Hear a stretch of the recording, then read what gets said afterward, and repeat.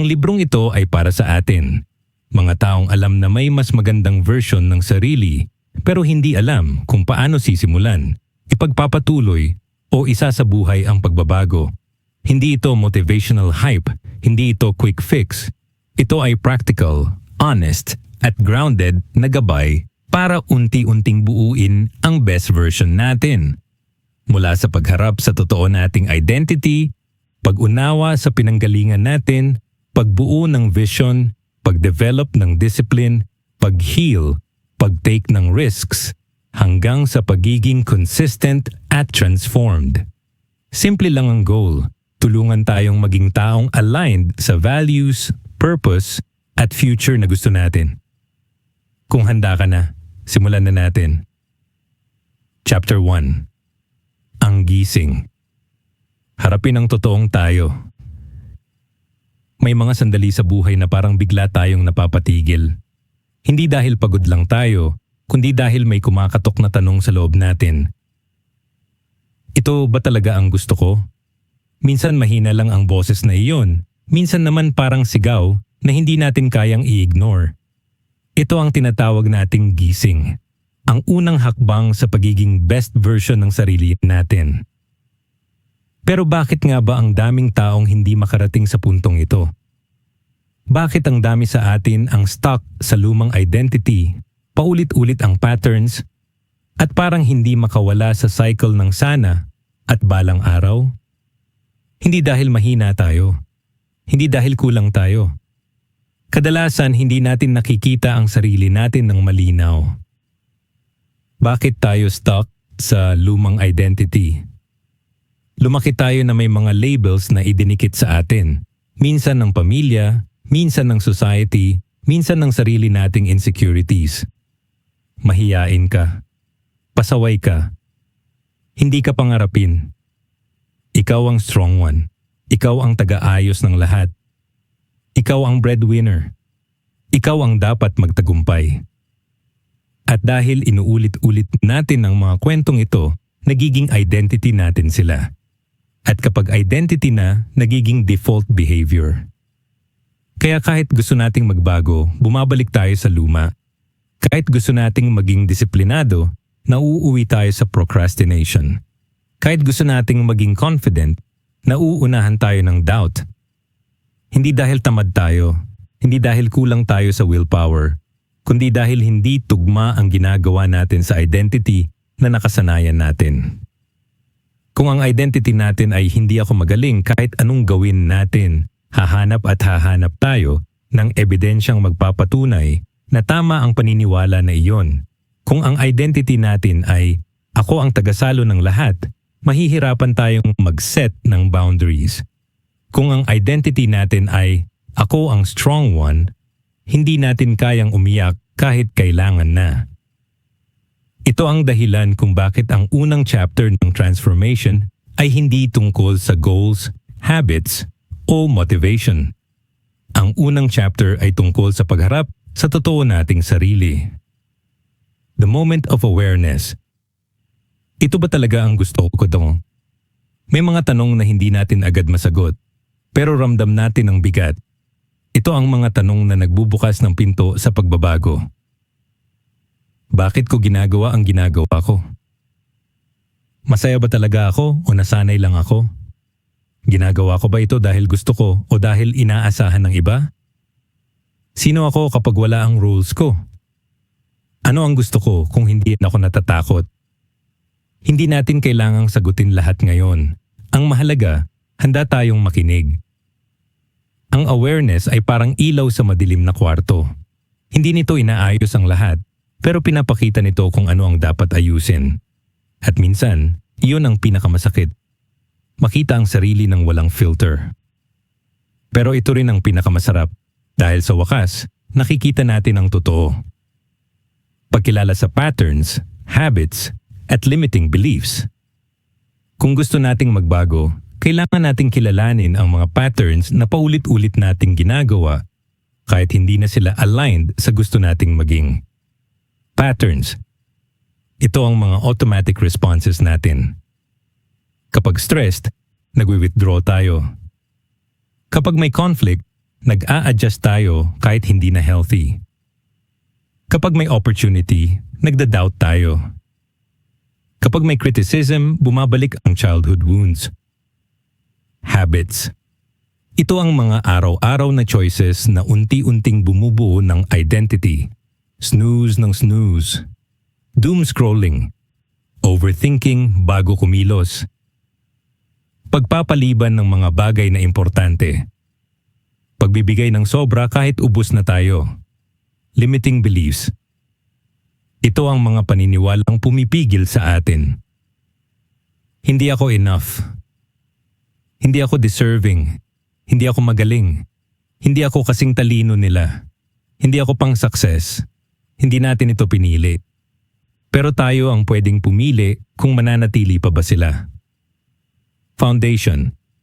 Self-honesty as the first act of self-love. Maraming nagsasabi, love yourself. Pero paano nga ba? Ang unang anyo ng self-love ay hindi spa day, hindi shopping, hindi motivational quotes. Ang unang anyo ng self-love ay katapatan sa sarili. Self-honesty means, inaamin natin kung saan tayo nagkulang. Inaamin natin kung saan tayo nasaktan. Inaamin natin kung ano ang gusto natin kahit nakakahiya. Inaamin natin kung ano ang hindi na nagwo-work.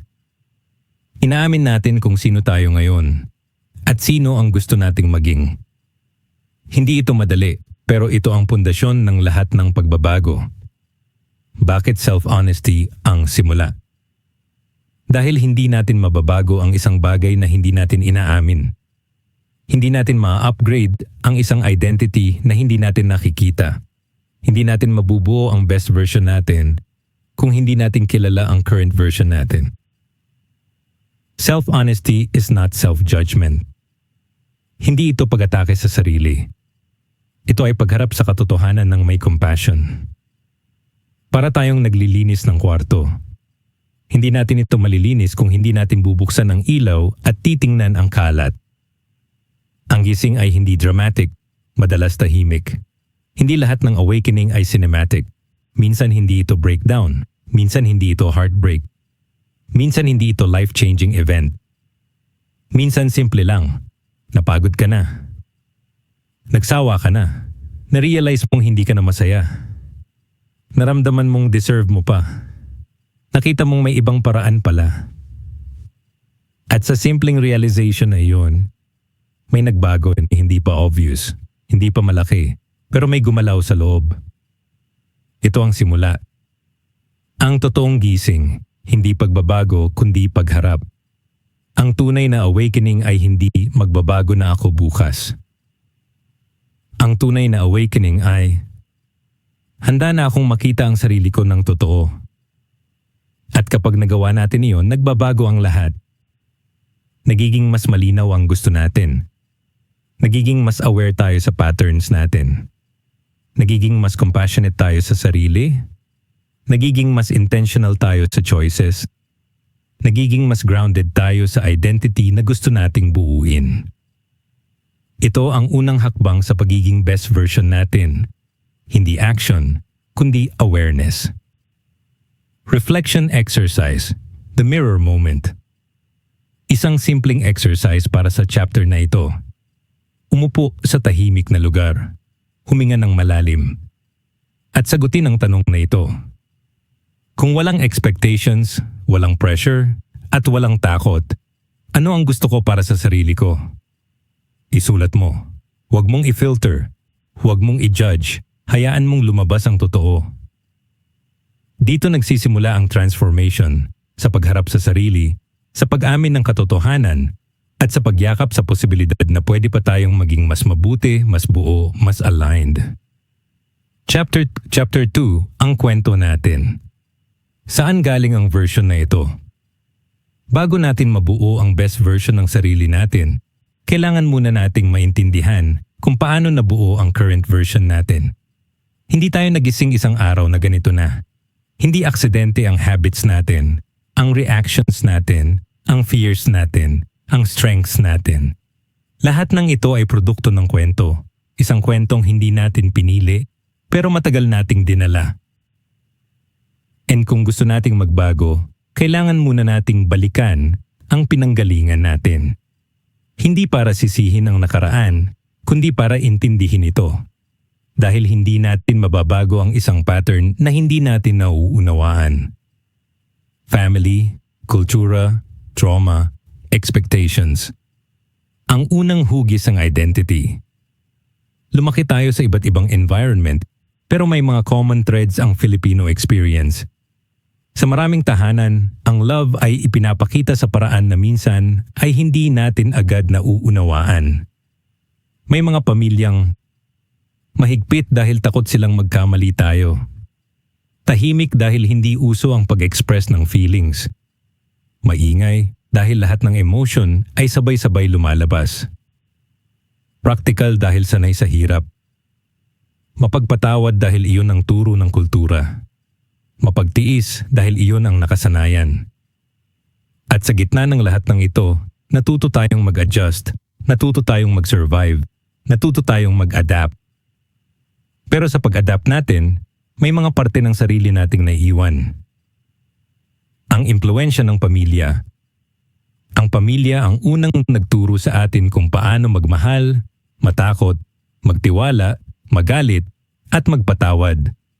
Kahit hindi nila sinasadya, sila ang unang nagbigay ng script kung paano tayo dapat kumilos sa mundo. Kung lumaki tayo sa pamilyang laging nag-aaway, natuto tayong umiwas sa conflict. Laging may expectations, natuto tayong maging people pleaser. Laging kulang ang resources, natuto tayong magtipid. Pero minsan natuto rin tayong matakot mangarap. Laging may pressure, natuto tayong maging achiever, pero natuto rin tayong matakot mag-fail. Laging may sakripisyo, natuto tayong unahin ang iba bago ang sarili. Hindi ito mali, hindi rin ito kasalanan ng pamilya natin. Ito ang realidad ng maraming Pilipino. Pero mahalagang makita natin ito ng malinaw dahil dito natin mauunawaan kung bakit tayo ganito ngayon. Ang hugis ng kultura.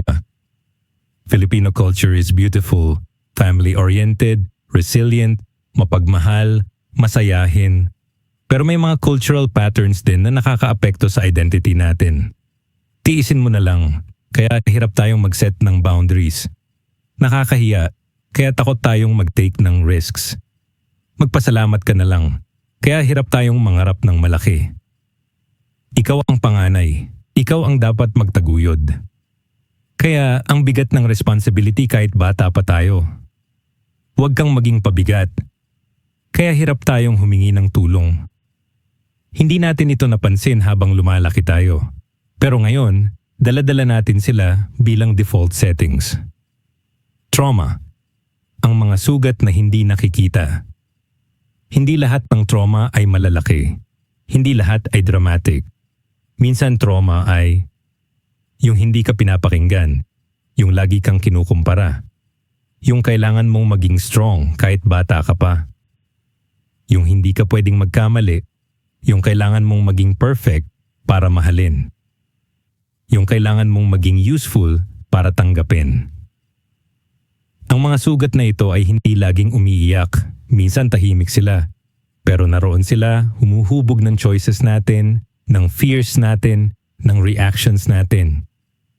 Expectations, ang hindi nakikitang bigat. Marami sa atin na lumaki na may dalang invisible backpack na puno ng expectations. Dapat maging successful. Dapat maging mabait. Dapat hindi sumagot. Dapat hindi magkamali. Dapat maging strong. Dapat maging provider. Dapat maging perfect. At dahil gusto nating mahalin at tanggapin, sinunod natin ang mga dapat na ito. Hanggang sa hindi na natin alam kung ano ba talaga ang gusto natin. Paano tayo nahubog ng environment? Ang environment natin ang unang nagturo kung paano gumagana ang mundo. At dahil dito, nagkaroon tayo ng mga subconscious beliefs. Love must be earned. Success is survival. Feelings are weakness. Rest is laziness. Dreaming is risky. Conflict is dangerous. Self-prioritization is selfish. Hindi natin ito pinili, pero naging bahagi sila ng identity natin. At ngayon, bilang adults, nagtataka tayo kung bakit ang hirap mag-set ng boundaries, magtiwala, magpahinga, mag-pursue ng dreams, o maging confident. Hindi ito dahil may mali sa atin. Ito ay dahil hindi aligned ang gusto nating future sa environment na humubog sa atin. Rewriting the narrative, hindi natin kasalanan, pero responsibilidad natin ang pagbabago. Ito ang pinakamahalagang part ng chapter na ito. Hindi natin kasalanan kung paano tayo nahubog, pero responsibilidad natin kung paano tayo magpapatuloy. Hindi natin kasalanan kung hindi tayo tinuruan mag-express ng feelings. Hindi tayo tinuruan mag-set ng boundaries. Hindi tayo tinuruan magtiwala sa sarili. Hindi tayo binigyan ng safe space. Hindi tayo binigyan ng emotional support. Pero responsibilidad natin na matutong mag-heal, matutong magpatawad, matutong magbago ng patterns, matutong pumili ng mas healthy na environment, matutong maging mas mabuting version ng sarili. Hindi natin kailangang sisihin ang nakaraan. Hindi rin natin kailangang takasan ito. Ang kailangan lang natin ay intindihin ito para hindi na tayo paulit-ulit na nabibiktima ng patterns na hindi natin alam na meron pala tayo. Exercises, tracing our emotional roots. Para maging practical ang chapter na ito, gawin natin ang isang exercise na makakatulong sa pag-unawa ng emotional roots natin. Exercise 1, the 3 questions. Sagutin natin ito ng tapat. Ano ang mga paulit-ulit na patterns ko na ayaw ko na? Saan ko ito unang natutunan? Anong pangangailangan ko noon ang hindi natugunan? Halimbawa, pattern. Lagi akong nag-a-adjust para sa iba. Root. Lumaki akong kailangan maging good child. Unmet need, validation at unconditional acceptance. Exercise 2, the family script. Isulat natin ang script na lumaki tayo. Dapat maging strong. Dapat hindi umiyak. Dapat maging achiever. Dapat maging provider. Dapat hindi maging pabigat. Pagkatapos, sagutin natin. Alin dito ang gusto ko pang dalhin? Alin dito ang kailangan ko ng bitawan? Exercise 3, the reframe. Piliin ang isang limiting belief at i-rewrite ito. Halimbawa, old belief, hindi ako deserving. New belief, deserving ako dahil tao ako, hindi dahil perfect ako. Ang kwento natin ay hindi sentensya. Ang nakaraan natin ay hindi hatol. Hindi ito kulungan, hindi ito limitasyon. Ang nakaraan natin ay context, hindi destiny. At kapag naintindihan natin ang kwento natin, nagkakaroon tayo ng kapangyarihang baguhin ang ending. Hindi natin kailangang maging biktima ng lumang patterns. Hindi natin kailangang ulitin ang cycle. Hindi natin kailangang manatili sa identity na hindi na bagay sa future na gusto natin. Ang kwento natin ang naghubog sa atin, pero tayo ang magsusulat ng susunod na chapters. Chapter 3. Ang vision. Sino ang best version natin? Kapag malinaw na natin kung saan tayo nanggaling, oras na para tanungin ang pinakamahalagang tanong sa transformation journey natin. Sino ang gusto nating maging? Hindi ano ang gusto nating makuha, hindi ano ang gusto nating ma-achieve, kundi sino. Dahil ang tunay na pagbabago ay nagsisimula sa identity, hindi sa goals. Marami sa atin ang sanay mag-set ng goals, pumayat, umasenso, maging confident, maging disciplined, maging emotionally stable. Pero bihira nating tanungin ang sarili. Anong klase ng tao ang kayang magdala ng mga goals na yon? Dahil kahit gaano kaganda ang goals natin, kung hindi tugma ang identity natin, babalik at babalik tayo sa luma. Kaya sa chapter na ito, bubuuin natin ang vision ng best version natin, hindi bilang fantasy kundi bilang blueprint. Clarity defining the future self. Ang clarity ay hindi magic. Hindi rin ito biglaang epiphany. Clarity is a decision. Pinipili natin kung sino ang gusto nating maging at unti-unti natin itong nililinaw hanggang maging konkretong identity. Pero paano nga ba natin i-define ang future self? Una, tanungin ang sarili, kung hindi ako natatakot, sino ako? Takot ang pinakamalaking filter. Kapag tinanggal natin ang takot, lumalabas ang totoong gusto natin. Ano ang trabaho ko? Paano ako kumilos? Paano ako mag-isip? Paano ako magmahal? Paano ako magdesisyon? Paano ako mag-handle ng stress? Ano ang standards ko? Ano ang boundaries ko? Dalawa. Tanungin ang sarili, ano ang version ko na proud ako? Hindi ito tungkol sa pagiging perfect. Ito ay tungkol sa pagiging aligned. Ang future self natin ay hindi dapat mukhang ibang tao. Dapat mukha itong tayo, pero mas grounded, mas buo, mas intentional. Third, tanungin ang sarili. Ano ang hindi ko nadadalhin sa future ko? Minsan mas malinaw ang vision kapag alam natin kung ano ang ayaw na natin. Ayaw ko nang maging people pleaser. Ayaw ko nang matakot sa judgment. Ayaw ko nang mag-procrastinate. Ayaw ko nang mag-settle. Ayaw ko nang maging emotionally reactive. Ayaw ko nang maging laging pagod. Ayaw ko nang maging dependent sa validation. Ang clarity ay hindi lang pagdagdag ng bago, kundi pag-alis ng hindi na bagay. Identity-based goals versus outcome-based goals. Ito ang malaking pagkakaiba na hindi tinuturo sa atin growing up. Outcome-based goals. Ito ang mga goals na nakafocus sa resulta. Gusto kong pumayat. Gusto kong makaipon. Gusto kong maging successful. Gusto kong maging confident. Gusto kong maging disciplined. Walang masama dito pero may problema, hindi sila nagtatagal. Bakit? Dahil hindi sila nakaangkla sa identity. Kapag pagod tayo, stressed, or overwhelmed, bumabalik tayo sa default self natin.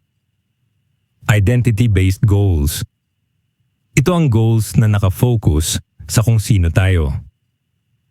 Ako ay taong inaalagaan ng katawan ko. Ako ay taong marunong mag-handle ng pera. Ako ay taong may mataas na standards. Ako ay taong consistent.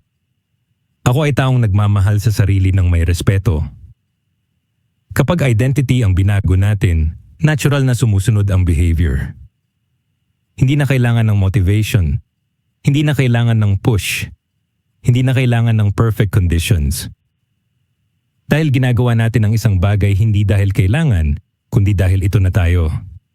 Pagbuo ng future self blueprint. Ito ang pinaka-practical at pinaka-powerful na tool sa chapter na ito. Gagawa tayo ng blueprint, isang malinaw, specific, at grounded na description ng best version natin. Step 1. I describe ang future self sa tatlong aspeto. Isang mindset. Ano ang paniniwala niya tungkol sa sarili?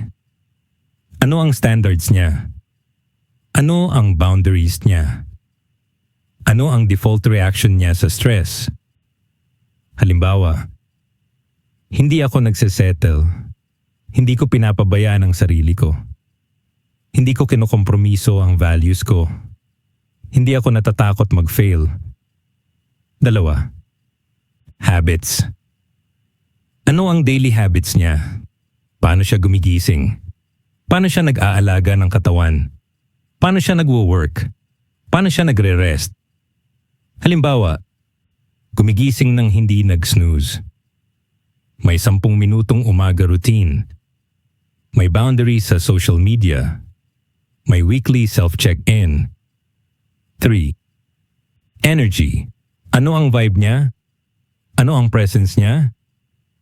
Ano ang aura niya? Ano ang dala niyang energy sa relationships, Halimbawa, calm pero firm. Warm pero may boundaries. Confident pero grounded. Kind pero hindi pushover. Step 2. I describe ang daily life ng future self. Hindi kailangan grand. Kailangan realistic. Halimbawa, gumigising ng may clarity. Hindi nagmamadali. Hindi reactive. May oras para sa sarili.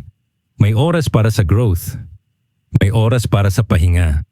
May intentional choices. Step 3. I describe ang emotional world ng future self. Ito ang madalas nakakalimutan. Ano ang hindi na niya kinatatakutan? Ano ang kaya na niyang i-handle? Ano ang kaya na niyang bitawan? Ano ang kaya na niyang patawarin? Step 4. I describe ang relationships ng future self.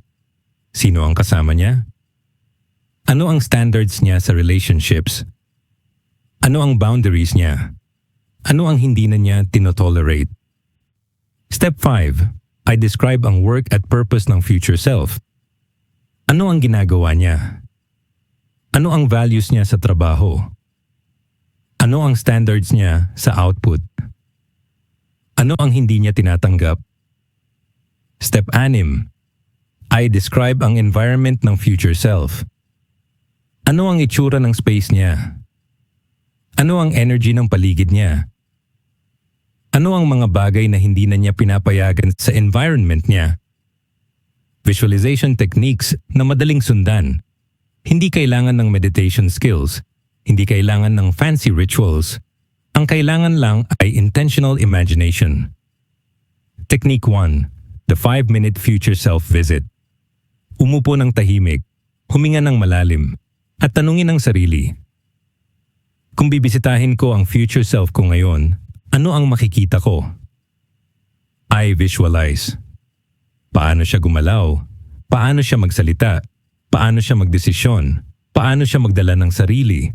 Paano siya mag-handle ng challenges? Technique 2. The mirror exercise. Tumingin sa salamin at sabihin, ito ang current self pero hindi ito ang ending. Tapos isulat ang 3 traits ng future self na gusto mong i-embody today. Technique 3. The identity anchor. Pumili ng isang phrase na magiging anchor mo. Halimbawa, aligned ako. Consistent ako. Deserving ako. Grounded ako. Intentional ako. Ulitin ito tuwing may decision ka. Ito ang magre-remind sa'yo kung sino ang gusto mong maging. Ang vision ay hindi fantasy. Ito ay instruction manual. Ang vision ay hindi wishful thinking. Hindi ito daydreaming. Hindi ito escapism. Ang vision ay instruction manual ng future self natin. Kapag malinaw ang vision, mas madali ang decisions, mas mabilis ang progress, mas konti ang confusion, mas konti ang emotional chaos, mas aligned ang daily habits, mas grounded ang identity, at dito nagsisimula ang tunay na transformation sa pagbuo ng malinaw na larawan ng taong gusto nating maging. Hindi natin kailangang maging perfect, hindi natin kailangang maging mabilis. Ang kailangan lang natin ay clarity. Dahil kapag malinaw ang vision, kahit mabagal ang progress, sigurado ang direction. Chapter 4. Ang discipline. The bridge between now and next.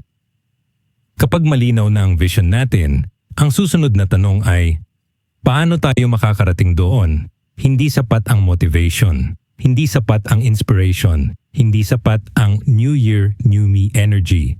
Ang tunay na tulay mula sa current self, papunta sa future self, ay discipline.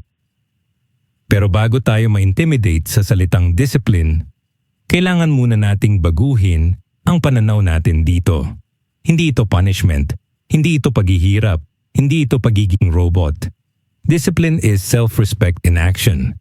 Ito ang paraan ng pagsasabing, mahal ko ang future self ko, kaya gagawin ko ang kailangan kahit hindi ko feel ngayon.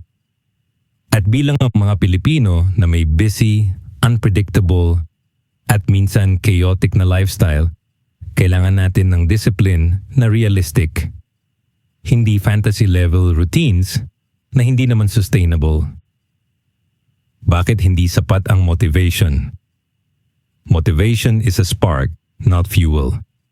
Maganda siya sa simula pero hindi siya pang matagalan. Bakit? Isa, motivation is emotional. Kapag pagod tayo, stressed, or overwhelmed, nawawala siya. 2. Motivation is inconsistent. May araw na mataas, may araw na wala. Hindi natin pwedeng iasa ang future natin sa isang bagay na pabago-bago. 3. Motivation is reactive. Kadalasan lumalabas lang kapag may external trigger aesthetic videos, quotes, success stories, heartbreak, or frustration. 4. Motivation is short-term. Hindi niya kayang dalhin tayo sa long-term transformation. Kaya maraming nagsisimula pero hindi natatapos. Maraming excited pero hindi consistent. Maraming inspired pero hindi nagbabago. Hindi dahil mahina tayo, kundi dahil mali ang inaasahan nating magdadala sa atin. Discipline, the quiet power. Kung ang motivation ay spark, ang discipline ay engine. Hindi siya flashy, hindi siya dramatic, hindi siya Instagrammable. Pero siya ang nagdadala sa atin kahit walang nakakakita. Siya ang nagpapatuloy kahit walang applause. Siya ang nagtatayo ng habits kahit walang reward. Discipline is choosing what we want most over what we want now. At ito ang tunay na bridge mula gusto ko papunta sa ginagawa ko. Micro habits, maliit, pero makapangyarihan. Maraming Pilipino ang nahihirapan sa discipline dahil iniisip natin na kailangan malaki agad ang pagbabago. Pero ang totoo, ang identity shift ay nangyayari sa maliit na consistent actions, hindi sa biglaang overhaul. Ito ang power ng micro habits. Ano ang micro habits? Ito ang pinakamaliit na version ng habit na kaya nating gawin kahit pagod tayo, kahit busy tayo, kahit hindi tayo motivated. Halimbawa, hindi magwo-workout ng 1 oras, kundi 5-minute stretch. Hindi magbabasa ng 20 pahina, kundi 1 pahina. Hindi magme-meditate ng 15 minuto, kundi 30 segundo ng paghinga.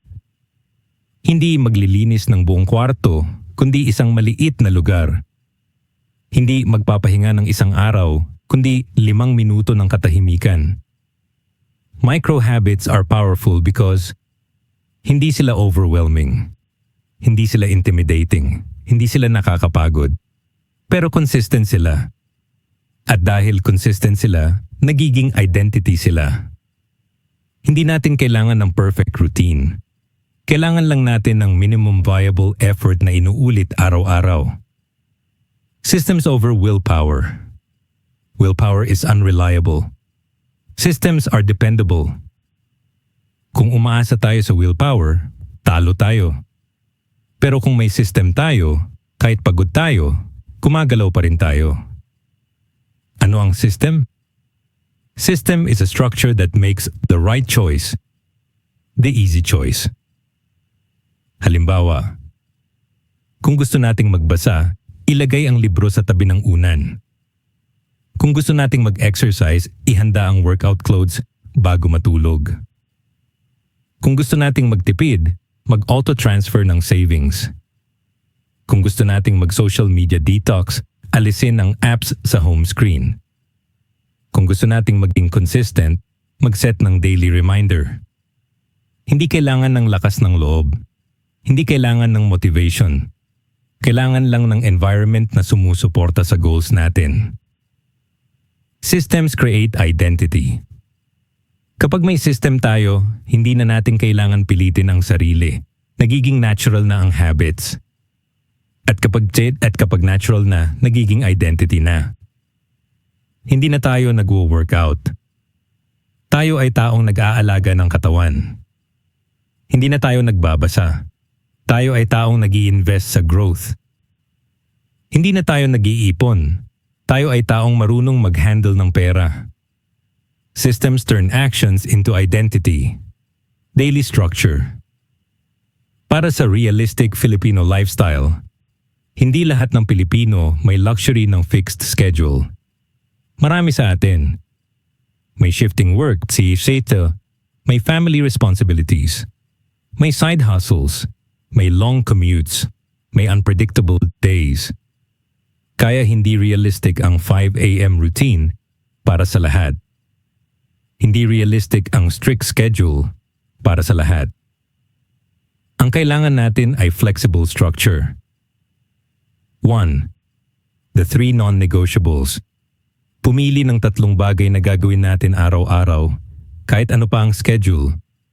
Halimbawa, 5-minute movement, 1-page reading, 10-minute quiet time. Hindi kailangan perfect. Kailangan lang consistent.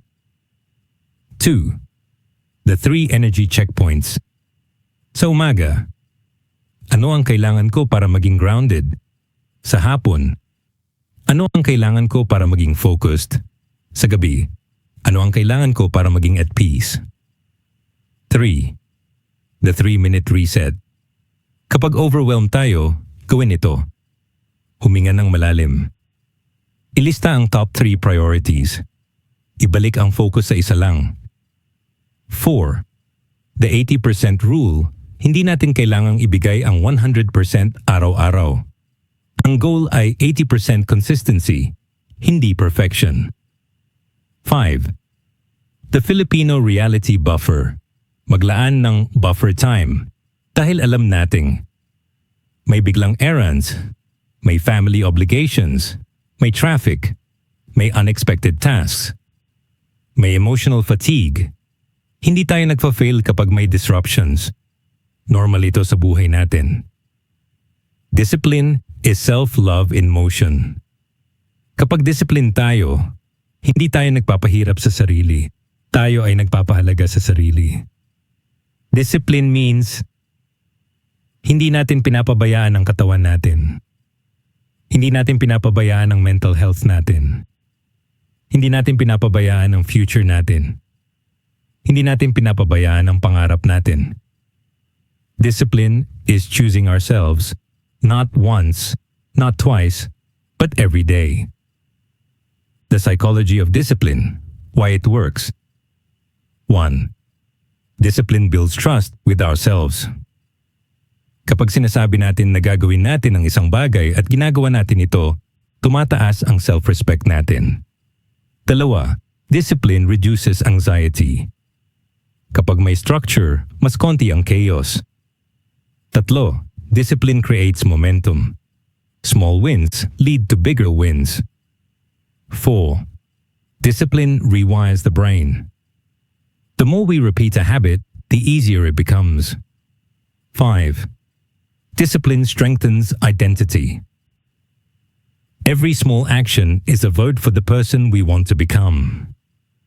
The bridge between now and next. Hindi natin kailangan maging perfect. Hindi natin kailangan maging superhuman. Hindi natin kailangan maging motivated araw-araw. Ang kailangan lang natin ay clarity, micro-habits, systems, structure, self-respect, consistency. Discipline is not about forcing ourselves. It is about guiding ourselves. At kapag natutunan natin ang discipline, hindi na tayo trapped sa old identity. Nagiging possible ang transformation. Nagiging real ang vision. Nagiging attainable ang future. Discipline is the bridge at kaya natin itong tawirin step by step, day by day, habit by habit by habit. Chapter 5. Ang healing. Ayusin ang loob para gumanda ang labas. Marami sa atin ang nagsisimula ng self-improvement journey sa labas. Bagong routine, bagong habits, bagong goals, bagong lifestyle. Pero kahit gaano kaganda ang planner natin, kahit gaano ka-structured ang schedule natin, kahit gaano ka-consistent ang habits natin, kung magulo ang loob, babalik at babalik tayo sa luma. Ito ang hindi laging sinasabi sa self-help world. Hindi natin kayang i-outwork ang emotional wounds natin. Hindi natin kayang i-discipline ang trauma. Hindi natin kayang i-motivate ang sarili para takasan ang sugat na hindi pa natin hinaharap. Kung gusto nating maging best version natin, kailangan nating ayusin ang loob. Hindi para maging perfect, kundi para maging buo. Emotional wounds that sabotage growth. Hindi lahat ng sugat ay halata.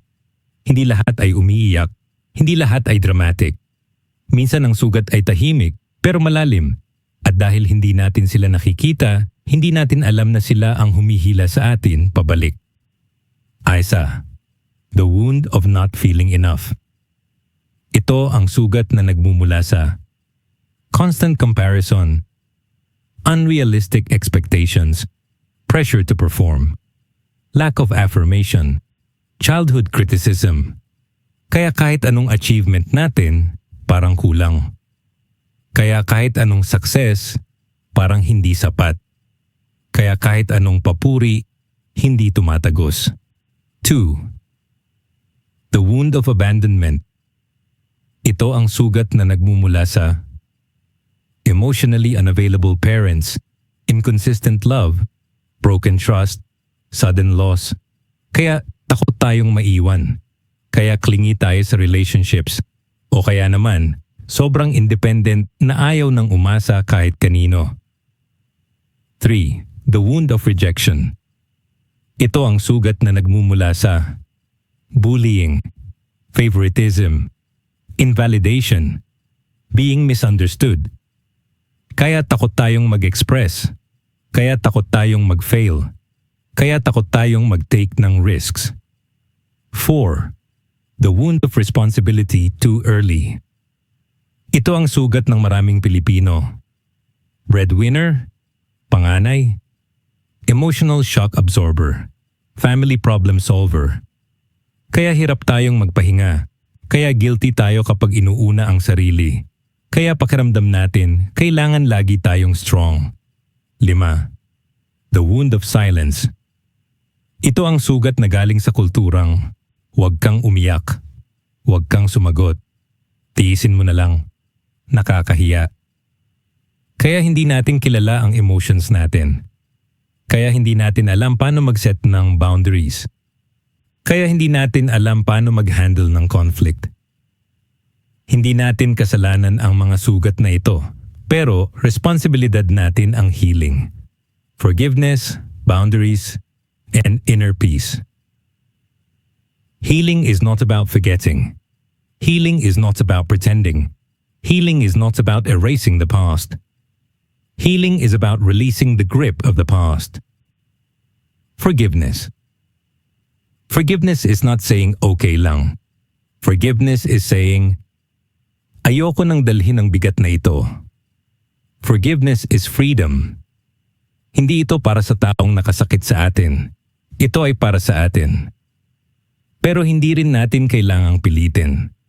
Forgiveness is a process, not a deadline. Boundaries. Boundaries are not walls. Boundaries are doors with locks. Boundaries mean, hindi lahat may access sa energy natin. Hindi lahat may access sa oras natin. Hindi lahat may access sa emotions natin. Hindi lahat may access sa puso natin. Boundaries are not selfish. Boundaries are self-respect. Inner peace. Inner peace is not the absence of problems. Inner peace is the ability to stay grounded kahit may problema. Inner peace is choosing silence over chaos, choosing clarity over drama, choosing alignment over approval, choosing healing over repeating cycles. Inner peace is not a destination. It is a daily practice.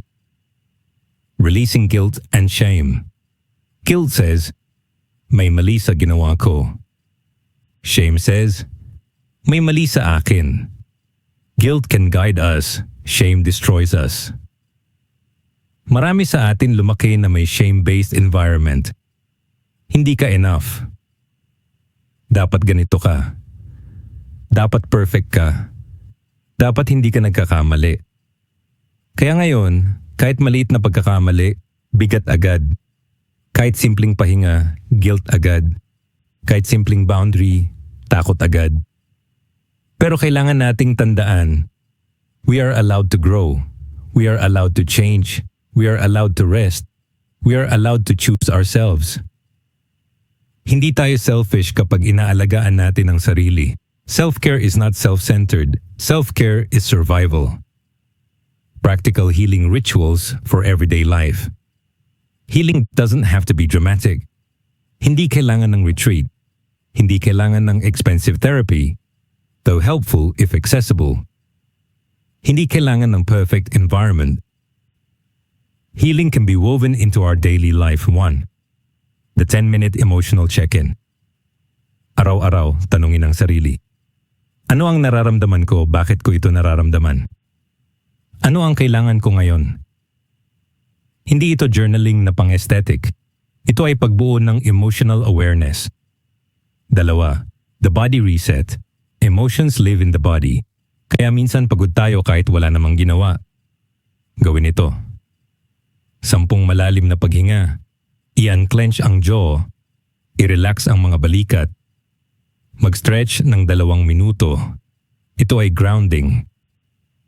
3. The boundary sentence.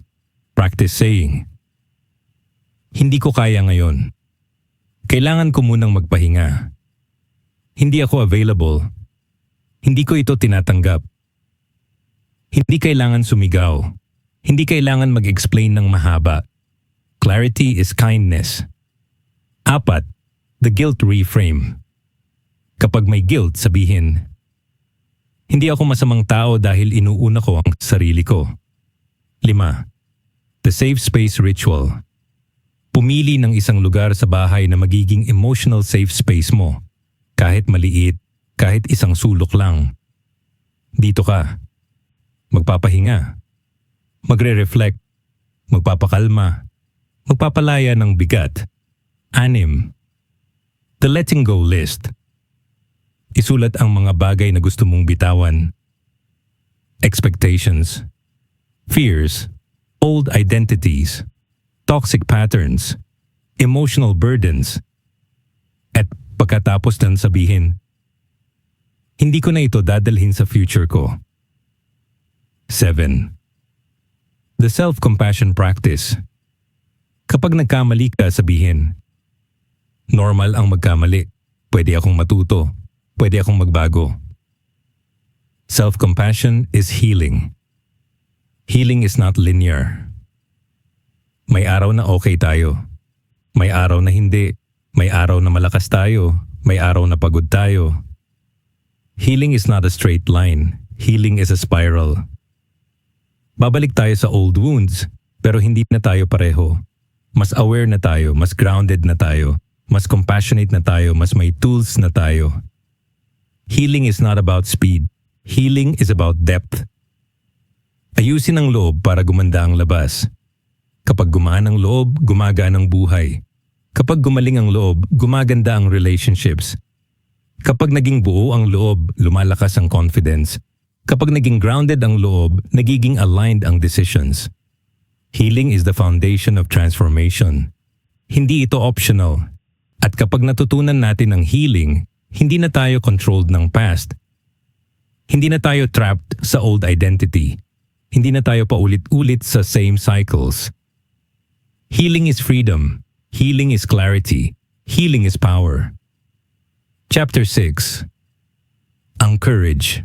Lumabas sa comfort zone. Kapag nagsimula na tayong mag-heal at mag-build ng discipline, mapapansin natin ang isang malaking pader sa harap natin. Ang comfort zone. Hindi ito masama. Hindi ito mali. Ang comfort zone ay lugar ng familiarity, safety, at routine. Pero ito rin ang lugar kung saan hindi nagbabago ang buhay natin. Kung gusto nating maging best version natin, kailangan nating matutong lumabas dito. Hindi biglaan, hindi reckless, hindi dramatic, kundi intentional. Dahil ang courage ay hindi kawalan ng takot. Ang courage ay pagkilos kahit may takot. Fear of judgment, failure, and success. Maraming Pilipino ang hindi umaalis sa comfort zone dahil sa tatlong pangunahing takot. At kung hindi natin sila kilalanin, hindi natin sila malalampasan. Isa, takot sa paghuhusga. Ito ang takot na pagtatawanan tayo, mali ang gawin natin. Hindi tayo magustuhan. Hindi tayo tanggapin. May masabi ang ibang tao. Lumaki tayo sa kulturang nakakahiya. Kaya natural na takot tayo sa mata ng iba. Pero kailangan nating tandaan. Walang taong hindi hinuhusgahan. Pero hindi lahat ng tao ay mahalaga ang opinyon. Ang judgment ay hindi mawawala. Pero kaya nating piliin kung sino ang may access sa puso natin. Ikalawang takot sa pagkabigo. Ito ang takot na magkamali, mapahiya, masayang ang effort, hindi maging perfect, hindi maabot ang expectations. Pero ang failure ay hindi opposite ng success. Failure is part of success. Walang lumalabas sa comfort zone na perfect agad. Walang nagiging magaling nang hindi nagkamali. Walang nagiging confident nang hindi natakot. Tatlong takot sa success. Ito ang takot na hindi natin napapansin. Takot tayo sa success dahil baka tumaas ang expectations, baka ma-pressure tayo, baka mainggit ang iba, baka magbago ang relationships, baka hindi natin kayanin i-maintain. Pero ang success ay hindi bigat. Success is expansion. Success is alignment. Success is growth. At deserve natin ito. Paano mag-take ng risks ng hindi reckless? Hindi natin kailangang tumalon agad.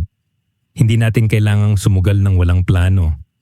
Hindi natin kailangang maging impulsive para masabing courageous tayo. Ang courage ay hindi pagiging pabigla-bigla. Ang courage ay calculated bravery. Isa, simulan natin sa maliit. Magsabi ng honest opinion. Mag-set ng small boundary. Mag-try ng bagong routine. Mag-post ng content kahit kinakabahan. Mag-apply sa opportunity kahit hindi sure. Mag-reach out sa taong gusto nating kausapin. Small risks build courage.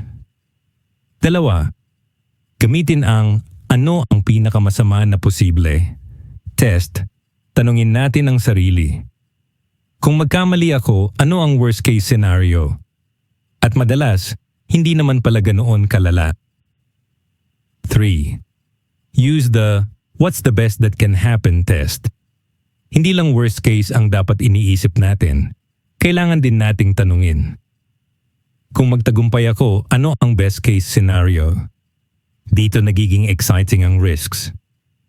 4. Prepare. Don't over-prepare. Ang over-preparation ay disguise fear. Ang goal ay hindi perfection. Ang goal ay readiness. 5. Take one brave step at a time. Hindi kailangan sabay-sabay. Hindi kailangan mabilis. Ang kailangan lang ay isang hakbang. Courage compounds. Building confidence through small wins. Confidence is not something we wait for. Confidence is something we build. Hindi ito bigla ang feeling. Hindi ito magic. Hindi ito personality trait. Confidence is the result of small risks, small wins, small progress, small acts of courage, the psychology of small wins. Kapag may maliit tayong nagawa, tumataas ang self-trust, lumalakas ang belief sa sarili, bumababa ang fear, lumalawak ang comfort zone. Nagiging possible ang mas malalaking risks. Small wins create momentum. Momentum creates confidence. Confidence creates transformation. Examples of small wins. Nagising ng hindi nag-snooze. Nag-exercise kahit 5 minuto. Nag-set ng boundary kahit uncomfortable. Nagsabi ng no kahit kinakabahan. Nag-try ng bagong skill. Nag-apply sa opportunity. Nagpakita ng vulnerability sa trusted person. Hindi kailangan malaki, kailangan lang totoo. The psychology of discomfort and growth. Ang discomfort ay hindi sign na mali ang ginagawa natin. Ang discomfort ay sign na lumalawak ang identity natin. Isa, discomfort means growth. Kapag may ginagawa tayong bago, nag-a-adjust ang brain, nag-a-adjust ang habits, nag-a-adjust ang identity. Kaya uncomfortable, pero hindi dangerous. 2. Discomfort is temporary. Ang discomfort ay parang sore muscles. Masakit sa simula pero lumalakas tayo habang tumatagal. 3. Discomfort is data. Kapag uncomfortable tayo, tanungin natin, ano ang tinuturo nito? Ano ang kailangan ko? Ano ang next step? Discomfort is not the enemy. Discomfort is the guide. 4. Discomfort is not trauma. Hindi lahat ng uncomfortable ay harmful. Hindi lahat ng bago ay dangerous.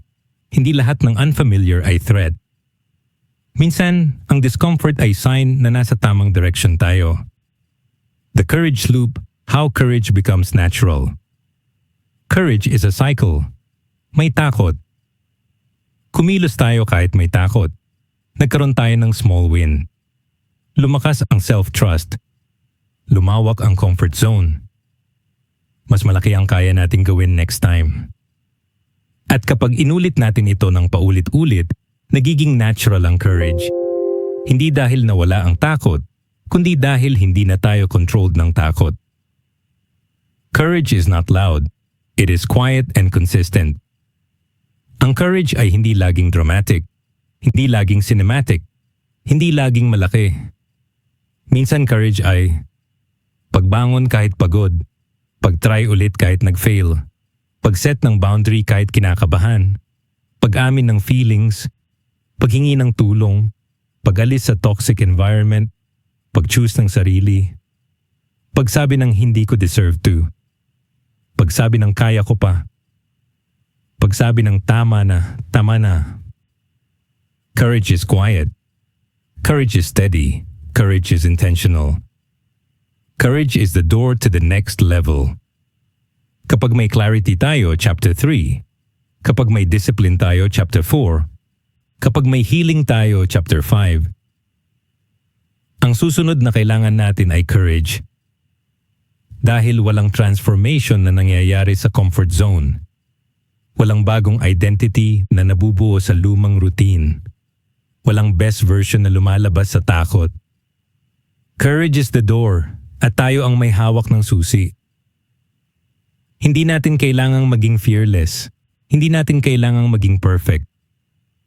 Hindi natin kailangang maging ready. Ang kailangan lang natin ay isang hakbang palabas.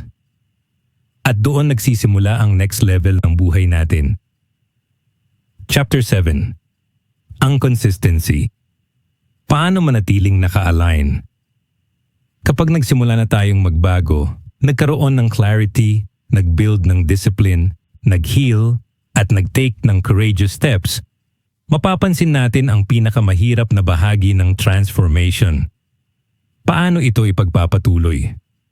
Hindi mahirap magsimula. Ang mahirap ay manatili. Ang mahirap ay magpatuloy kahit wala na ang motivation, kahit pagod tayo, kahit may setbacks, kahit may distractions, kahit may life problems. Pero dito nagkakaroon ng tunay na separation. Ang growth ay hindi nasusukat sa simula. Nasusukat ito sa pagpapatuloy. Consistency is not perfection.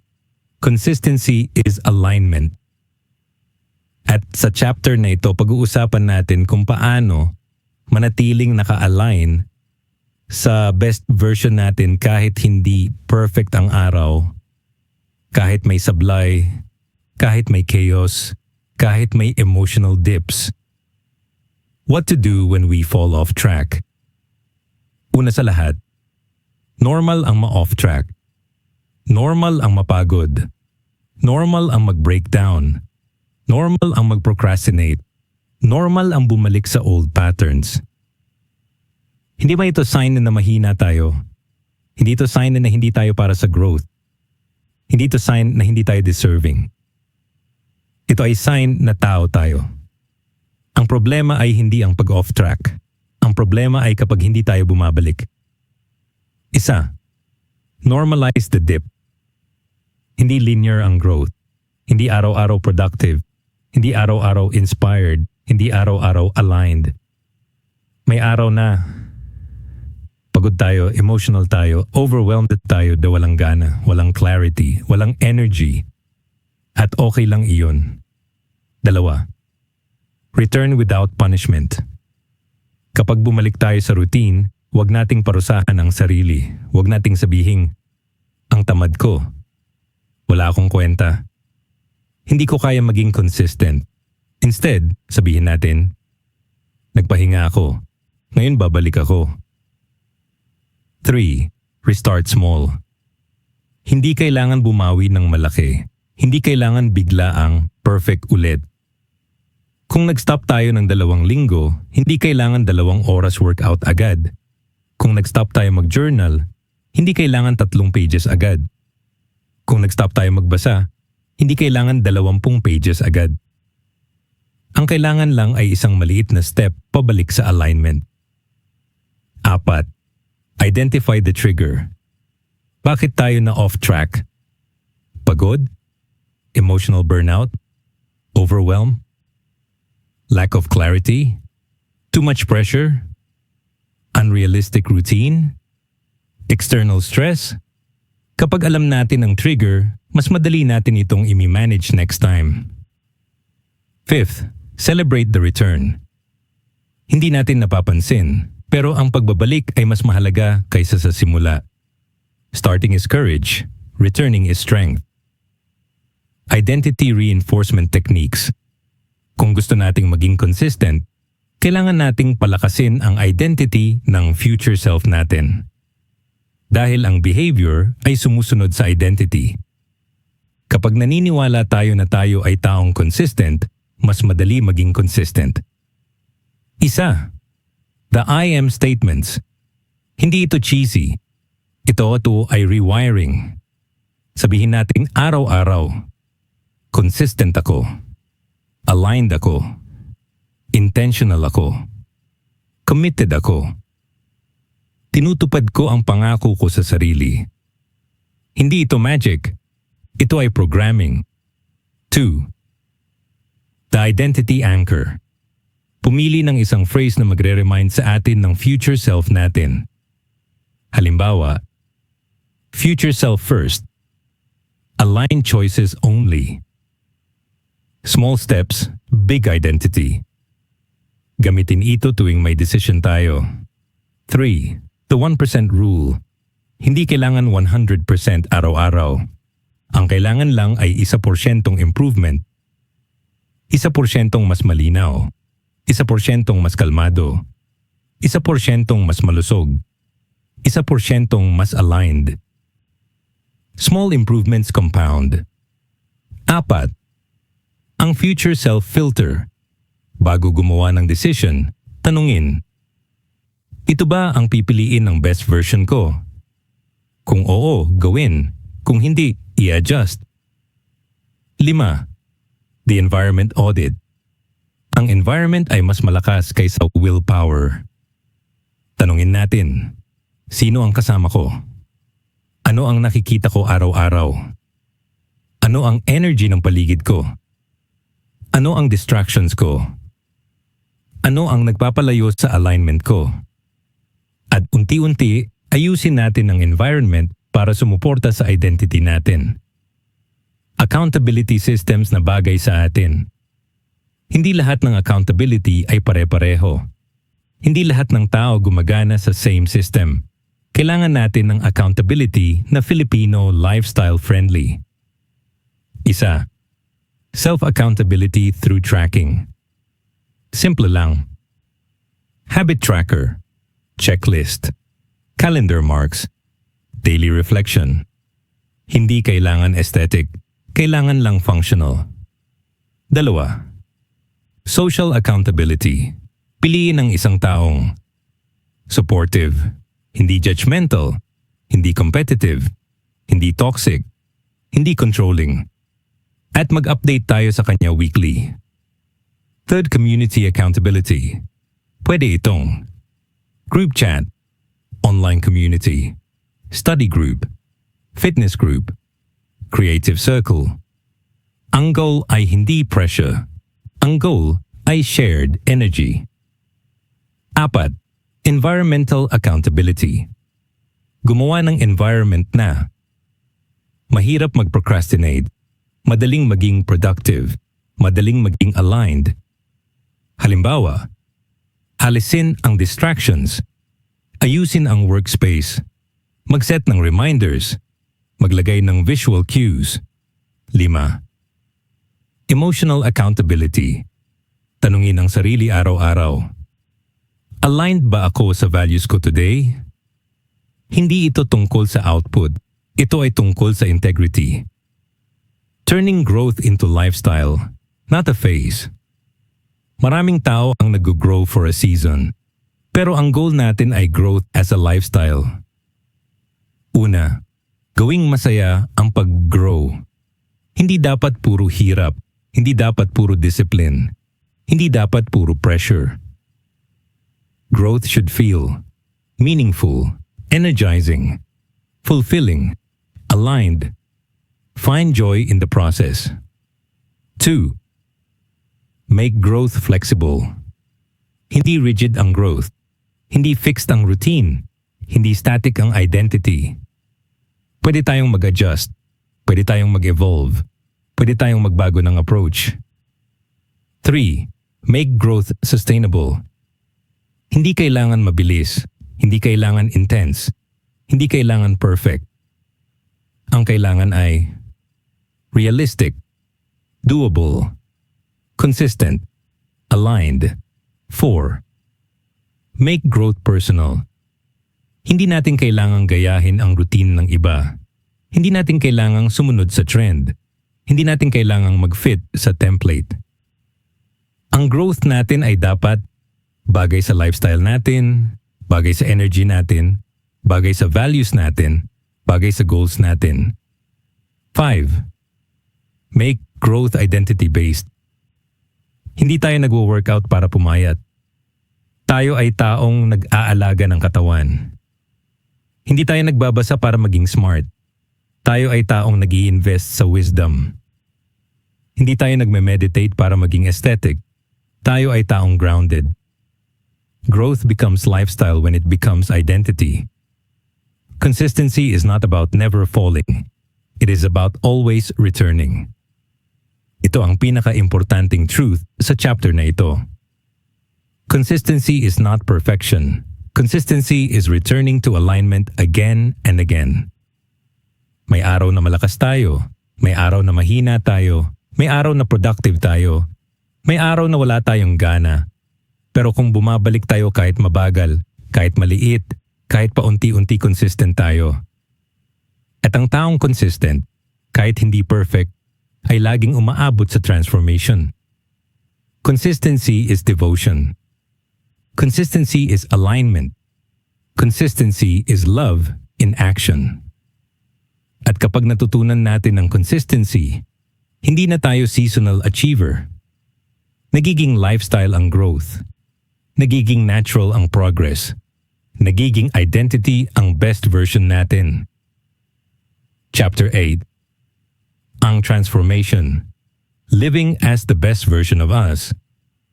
Pagkatapos ng clarity, discipline, healing, courage, at consistency, darating tayo sa puntong hindi na lang tayo nagbabago, iba na talaga tayo. Hindi na tayo yung taong nagsimula sa chapter 1. Hindi na tayo yung taong puno ng doubts, fears, and old patterns. Hindi na tayo yung taong nagtatago sa likod ng lumang identity. Unti-unti, araw-araw, choice by choice, nagiging tayo ang best version natin. Pero ano nga ba ang ibig sabihin ng transformation? Hindi ito glow up lang. Hindi ito aesthetic routine. Hindi ito pagiging perfect.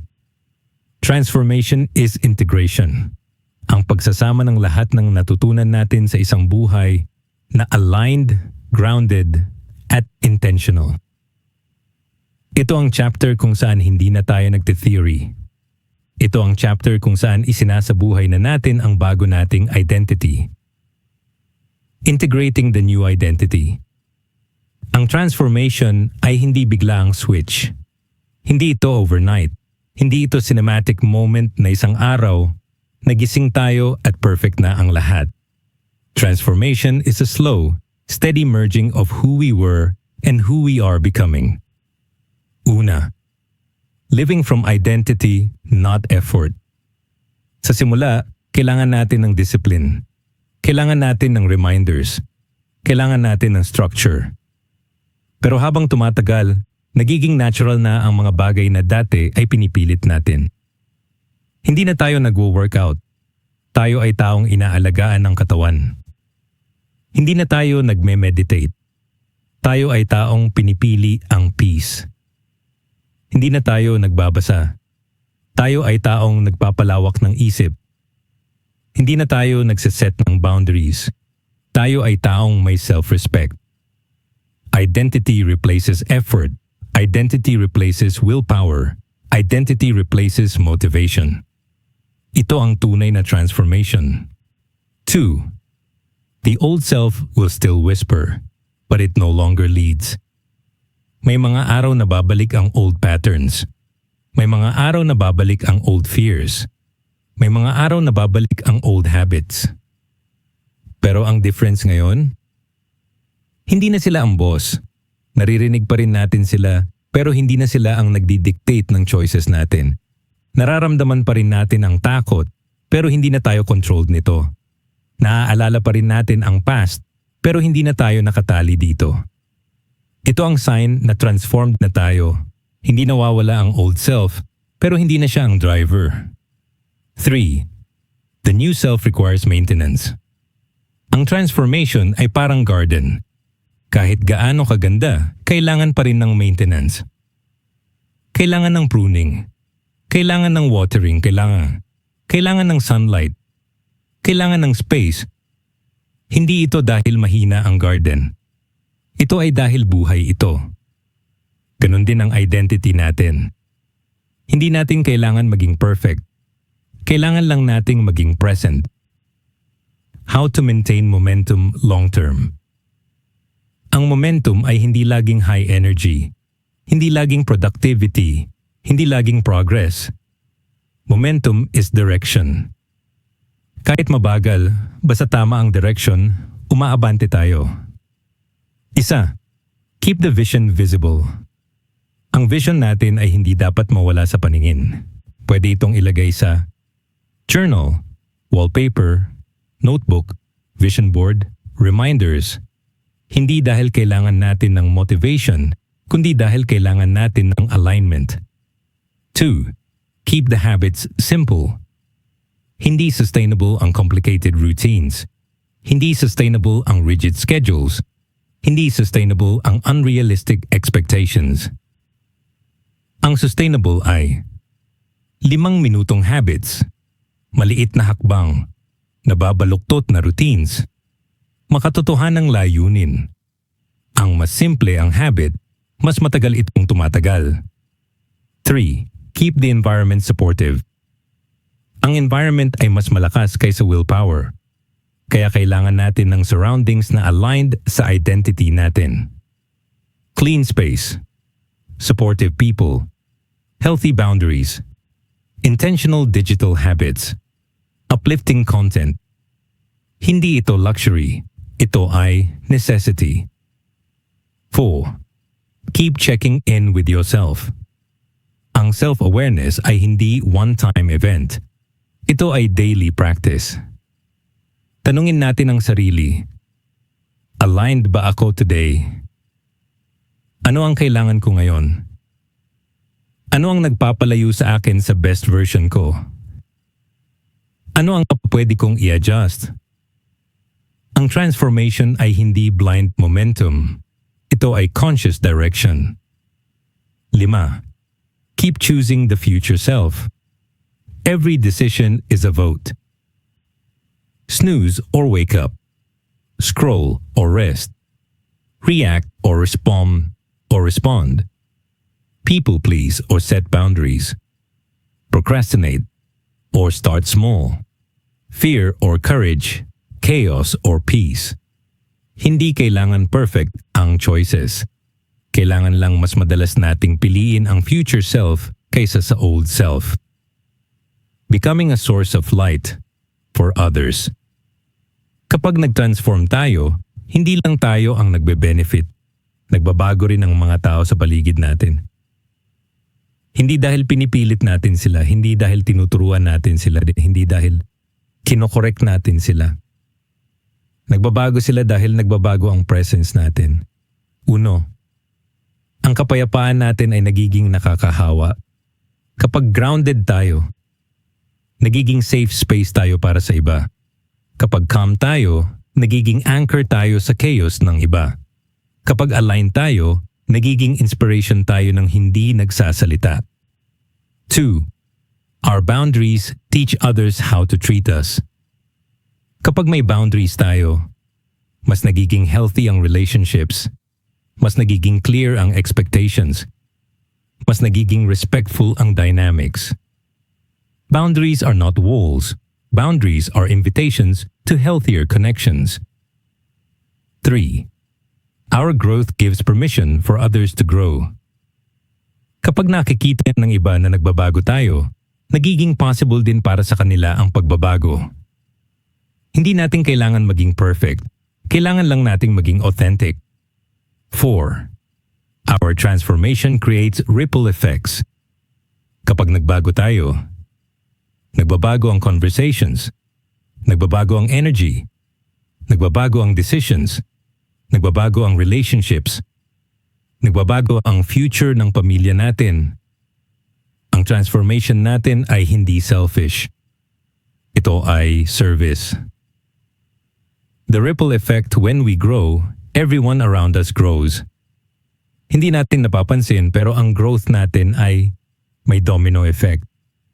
Kapag mas healed tayo, mas patient tayo, mas understanding tayo, mas compassionate tayo, kapag mas disciplined tayo, mas reliable tayo, mas grounded tayo, mas intentional tayo, kapag mas aligned tayo, mas clear tayo, mas confident tayo, mas peaceful tayo.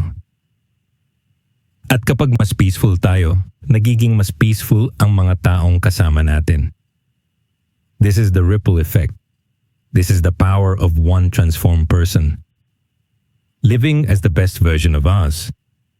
Ang best version natin ay hindi perfect, hindi flawless, hindi laging productive, hindi laging confident, hindi laging strong.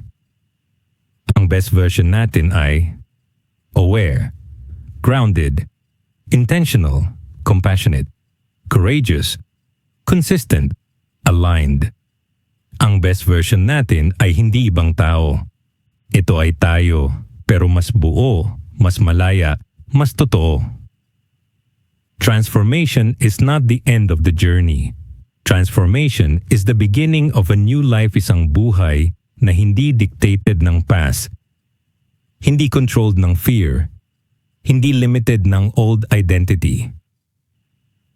Ito ang buhay na aligned sa values natin. Ito ang buhay na aligned sa vision natin. Ito ang buhay na aligned sa future natin.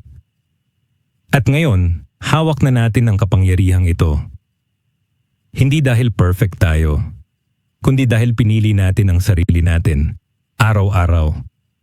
Paki-like ang videong ito kung nagustuhan ninyo, mag-comment sa baba kung ano ang natutunan nyo dito.